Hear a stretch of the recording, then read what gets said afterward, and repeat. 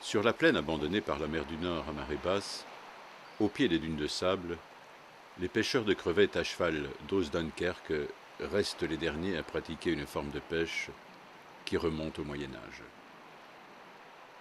L'homme et le cheval, en équipage nombreux autrefois, traînaient également leurs filets sur les plages de Hollande, du sud de l'Angleterre, sur les côtes du nord de la France et les plages de la mer du Nord. On peut toujours pêcher avec la marée basse, c'est 2 fois par jour. On prend toujours pendant la journée parce que si on fait les deux dans un jour, tous les jours, les chevaux ils vont commencer à être trop fatigués. C'est de trop, ils ne peuvent plus dormir.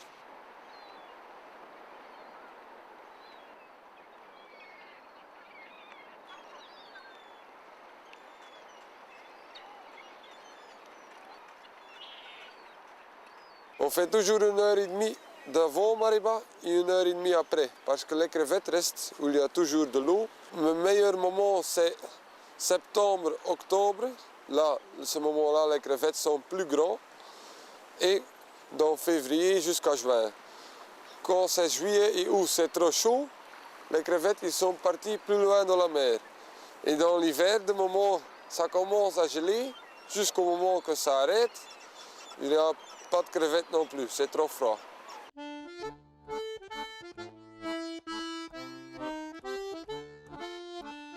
Si la pêche à cheval se pratique toujours à Oos-Dunkerque, c'est grâce à l'esprit de tradition de la population de cette typique commune de pêcheurs, où cet esprit est certainement plus ancré que partout ailleurs. Grâce au fait qu'Oos-Dunkerque dispose d'une plage idéale à pente douce, sans brise-lames ni autre obstacle, cela permet aux chevaux d'entrer dans l'eau presque sans danger. Ici, l'estran est plus large que sur le reste de la côte. La mer n'attaque pas les dunes qui font un barrage protecteur.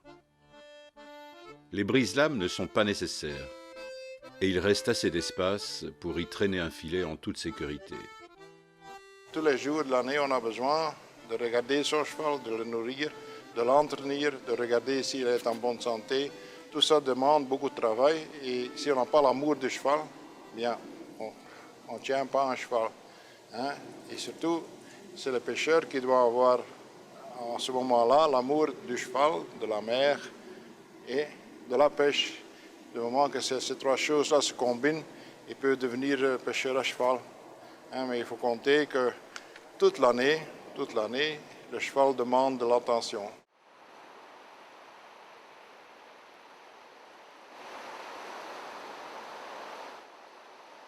Dominique et Wart, son brabançon, avancent parallèlement au rivage.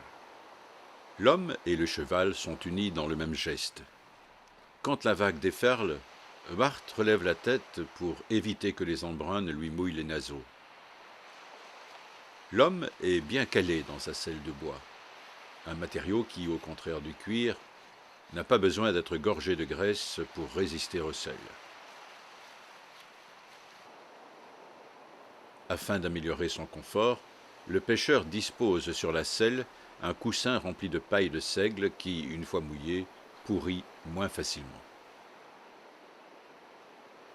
La pêche était autrefois pratiquée par de modestes agriculteurs, ou des marchands de charbon, des laitiers, des meuniers, qui avaient cet atout de posséder déjà un cheval.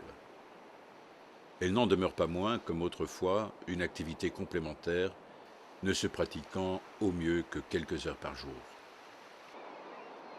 On ne peut pas vivre uniquement de la pêche parce que le moment qu'on doit préparer nos chevaux jusqu'au moment où les crevettes sont chez les clients, ça prend 6 par 8 heures. Et on gagne peut-être 40 €. Alors ça ne vaut pas la peine et on ne peut pas vivre de ça. C'est pour ça que je suis aussi maréchal ferrant pour les chevaux de trait. J'entraîne des chevaux pour des autres champs pour travailler avec. On fait des tours avec les calèches, on fait des croquettes, de soupe pour vendre.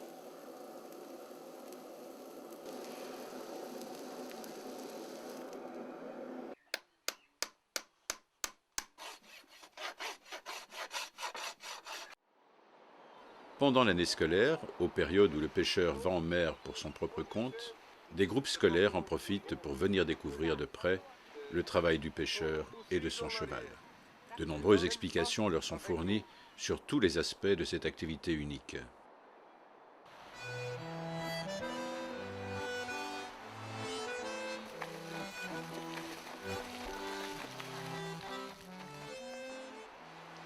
Le flot a commencé à gagner du terrain.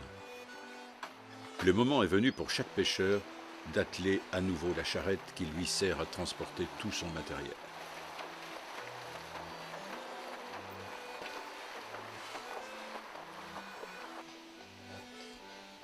La charrette revient de la marée le long des petites routes.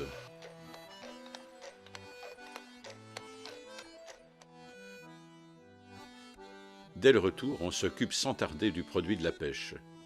Les crevettes sont étalées, débarrassées des déchets. On les plonge quelques minutes dans une marmite d'eau salée bouillante. Rien n'est meilleur que ces crevettes fraîches encore tièdes.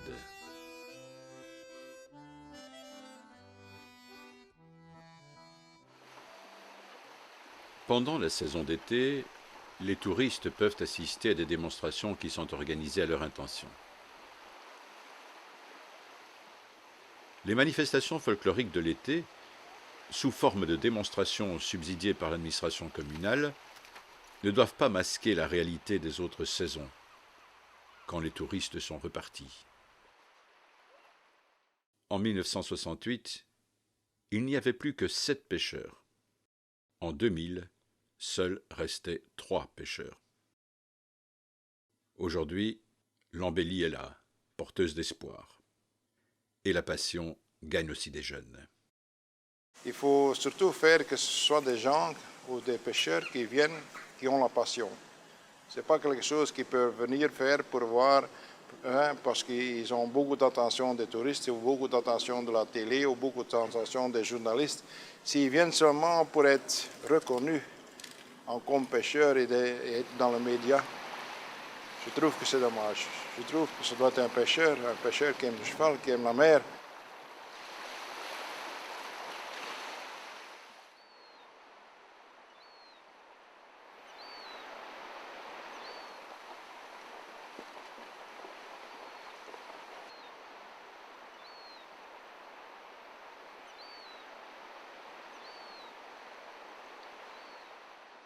La profession m'a commencé à intéresser, à toujours voir mon père. Et quand j'étais un petit gars comme ça, j'allais toujours avec à la mer. Et je pense que c'est dans le sang de la famille Van den Dries. Je ne peux pas expliquer ça.